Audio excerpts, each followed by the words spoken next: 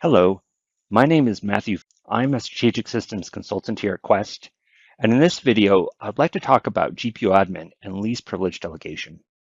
GPOADmin is a kind of what I call a proxy-based solution, and by that I mean the actual account that is using GPOADmin doesn't necessarily have to have permissions directly against Active Directory or GPOs themselves. Instead, GPOADmin has a service account that actually performs the operations against the actual Active Directory entities and objects. In this lab, I'm running the GPOADmin service and the Watcher service as a group managed service account. This is something that I highly recommend if it's supported in an environment, because no matter what, no matter how least privileged we go, the GPOADmin service account is naturally going to have quite a bit of permissions, and specifically permissions over group policy objects. And that is and can be and is leveraged as an attack vector against Active Directory. So we want to protect that account as best as possible. And a GMSA is a great way of going about that. So when we talk about the least amount of privilege necessary, one little caveat when it comes to how the GPOADmin documentation works. So sometimes in the GPOADmin documentation, there's kind of two different pathways of getting to the same point that are listed. As a for instance, one of the first things that you'll see is to make the GPOADmin service account a local administrator on the GPOADmin server. That is absolutely a way of giving it the permissions it needs on the server to actually run the service and do the other work it needs to do. But additionally, we also list out the specific permissions that are required. So you can actually not provide it local administrator and just simply give it the access to the appropriate places in the file system, as well as the registry, in order for it to do what it needs to do. So keep that in mind as you read through the documentation. So let's take a look at specifically the rights that GPOADmin needs in Active Directory to do what it needs to do. And again, I'm going to be kind of talking to group managed service accounts, but I'll kind of call out where those permissions are implemented maybe in a little different way than a normal user account running as a service. So to start with, we need to delegate rights within Active Directory, and we start with the Group Policy Management console. Now, this is actually an interesting place to start because what we need to do is, because the Microsoft GPMC can't yet pick, its picker doesn't support GMSAs, in order to delegate and provide permissions in here, we typically need to use a group. You can put GPOADmin inside the Group Policy Creator Owners group. That's a way of doing some of this, but my preferred method is to define a group, and you can see I've already done that here at the root of the domain for the link GPOs permission, which is one of the required permissions. You can see that I have a group here called GPOADmin GMSA. That contains the GMSA and it allows me to pick that. I'm going to do the same thing for group policy objects.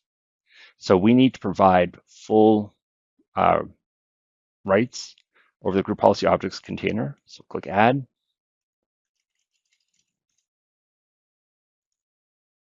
We'll pick that group.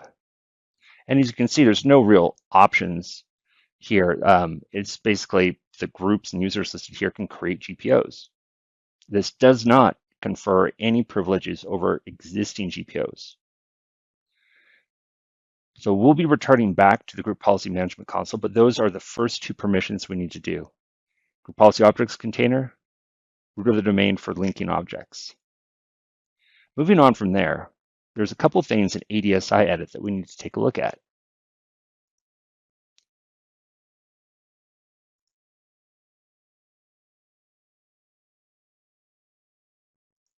So we'll connect to the first off to the default naming context. So this is getting kind of down into the nitty-gritty of things. Firstly, inside system, WMI policy, and SOM, we need to delegate permissions to the GPOADmin. Here again, I've used that group. We want full control for both this container as well as all subcontainers. So you can see here that I've given full control to this object and all descendant objects. This allows GPOADmin to work with WMI filters properly. So we need to do that. And then for the watcher service, we need, at the root of the domain, we need to provide a specific permission called replicating directory changes. Now, this is not the dangerous one. You can see the dangerous one next to it, and that's replicating directory changes all. This merely allows GPOADmin to use the dirsync method, specifically the watcher service, to kind of continuously communicate with Active Directory and get delta changes. So we need to do this. If you want to use the watcher service, you really must do this here in the default naming context. And additionally, if you link GPOs to Active Directory sites, you will also need to do this on the configuration container, which is more challenging to do because it requires enterprise admin to actually be able to add that delegation point. But again, it must be done here in the kind of the default naming context. And optionally, if you leverage linking GPOs to Active Directory sites, then you need to do that within the configuration context as well. So we've got the WMI filter area, and we have the replicate directory changes. There's a couple more, though, that we need to think about.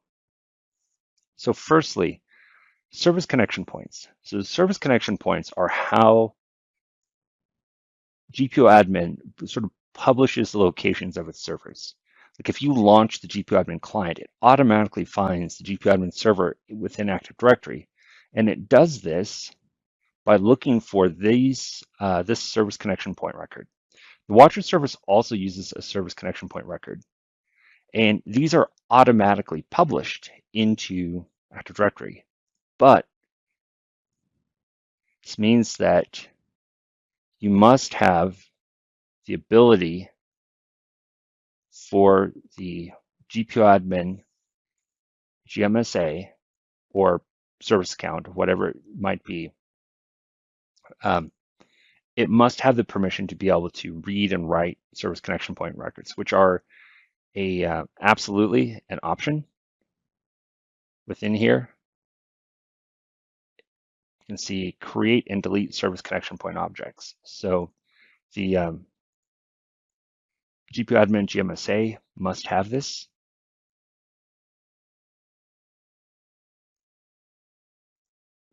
In order for everything to work properly.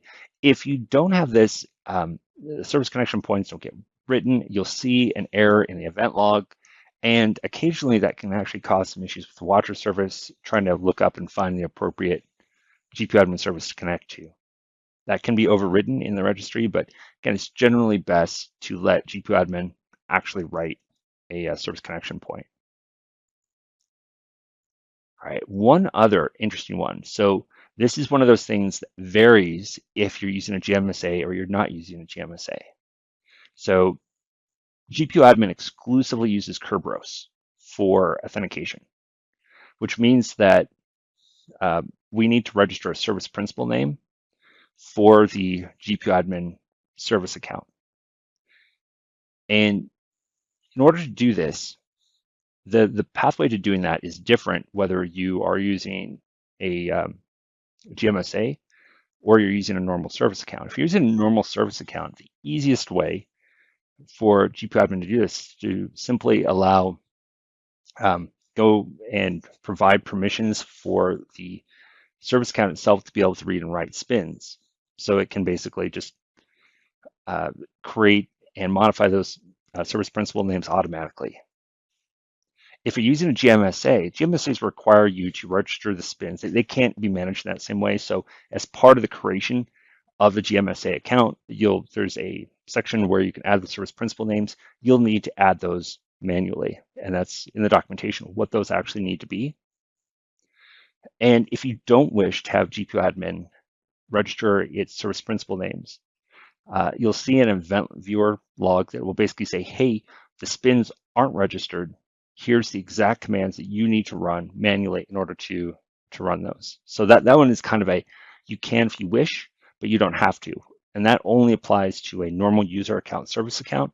If you're using a GMSA, you have to manually manage those service principal names. All right, so those are all the basics of permissions. Now there's one last point before we end the video, and that is, well, what about existing group policies?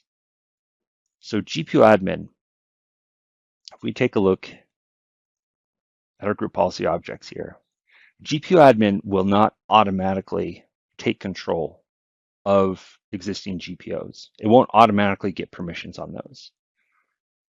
You will need to go through and either use a script or do it manually through the GUI, and you'll need to add the GPOADmin service account as having the full rights to that group policy. Additionally, if in the past there's been native delegation in play where GPOs have been natively delegated out to end users, that's a pretty good time to pull that native delegation back. So you can remove the native delegation, add the GPOADmin group, service account, and then you'll be able to register that object into GPOADmin. One interesting little thing, if you notice here, group policy objects have an owner attribute. Now, this is one thing that GPOADmin will automatically grab. So it will set, as soon as you register it, it will automatically set the owner. So the owner can be kind of a sneaky way of getting control over a group policy object. So we want to make sure the owner is the GPOADmin service account. If we, didn't attend to this and left the owners as, a user account or something like that, the user account would be able to go and basically, take and change the actual permissions against it, which wouldn't be appropriate. So but that's the only thing that GPOADmin will kind of do automatically. Otherwise, existing group policies, you have to add those permissions in directly. So at any rate, I'm trying not to let this video go too long. Kerberos authentication in general might deserve its own video, but I hope this has been helpful. Thank you.